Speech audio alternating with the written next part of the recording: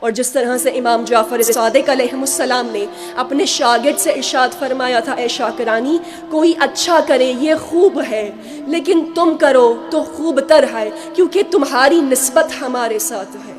اور کوئی برا کرے یہ برا ہے، لیکن تم کرو تو زیادہ برا ہے، کیونکہ تمہاری نسبت ہمارے ساتھ ہے۔ بس یہی معیار ہمارے لیے بھی ہے۔ جب ہم نے اپنے آپ کو چادر فاطمیہ میں لپیٹ لیا ہے، حجاب فاطمیہ جسموں پر سجا لیا ہے، تو ہم زمانے کو بتا رہے ہیں کہ ہماری نسبت فاطمہ الزہرا کے ساتھ ہے۔ تو اب کوئی اچھا کام کرے سرزمین پاکستان پر یہ خوب ہے، لیکن ہم کریں تو زیادہ بہتر ہے، کیونکہ ہماری نسبت فاطمہ الزہرا کے ساتھ ہے۔ اور اگر آج کوئی خاتون غیر ذمہ دار ہے، بے حیا ہے، فاسدہ ہے، یہ برا ہے، لیکن اگر ہماری صف میں ہی کوئی ایسا موجود ہے تو یہ ہمارے لیے زیادہ برا ہے، کیونکہ ہماری نسبت